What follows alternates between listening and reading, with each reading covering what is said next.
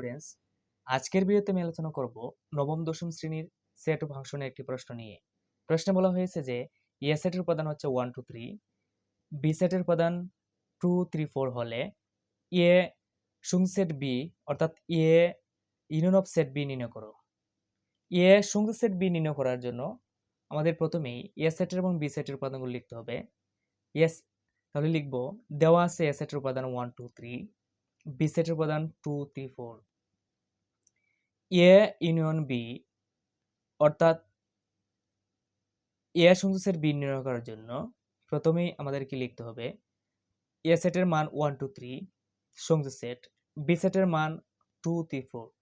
Students, এ ও B এর সংযুক্ত set অর্থাৎ ইউনিয়ন অফ সেট নির্ণয় করার জন্য প্রথমেই আমাদেরকে সংযুক্ত সেট বা ইউনিয়ন অফ সেট কাকে বলে জানতে হবে। সংযুক্ত সেট হচ্ছে দুই বা ততোধিক অর্থাৎ দুটি বা তার চেয়ে বেশি সেটের মধ্যে সব উপাদান নিয়ে গঠিত সেট। তাই আমরা দেখি যে প্রশ্নে উল্লেখিত এ এবং বি সেটের মধ্যে সংযুক্ত সেট নির্ণয় করলে কি পাই। স্টুডেন্টস, আমরা দেখতে পাচ্ছি যে এখানে এ সেটের উপাদান হচ্ছে 1 2 3, বি সেটের উপাদান হচ্ছে 2 3 4।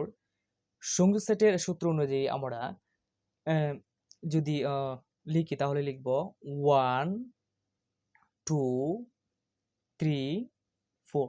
স্টুডেন্টস, আমরা সংযুক্ত সেটের সংজ্ঞা থেকে আমরা জানতে পারলাম যে দুইটা বা তার চেয়ে বেশি সেটের মধ্যে সকল উপাদান নিয়ে গঠিত সেট হবে সংযুক্ত সেট। এখানে আবার যদি দুইটা বা তার চেয়ে বেশি সেটের মধ্যে কোনো উপাদান একই বার অর্থাৎ একই জাতে থাকে তাহলে জাতের একটা লিখলে চলবে। যেমন এখানে আমরা দেখতে পাচ্ছি যে দুইটা সেটের মধ্যে 3 আছে, 3 একবার লিখলেই চলবে। স্টুডেন্টস, আমি তোমাদেরকে সংযুক্ত সেট নিয়ে আলোচনা করলাম এবং তোমরা জানতে পারলে যে সংযুক্ত সেট কিভাবে নির্ণয় করা হয়, দুইটি সেট বা তার চেয়ে বেশি সেটের মধ্যে সংযুক্ত সেট কিভাবে নির্ণয় করা হয়।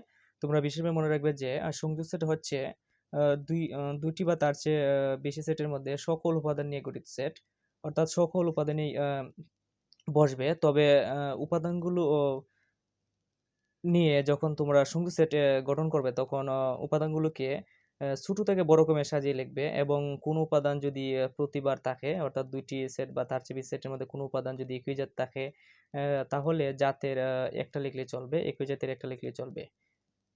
স্টুডেন্টস, মনোযোগ সহকারে ভিডিওটি দেখার জন্য তোমাদেরকে জানাচ্ছি অসংখ্য ধন্যবাদ।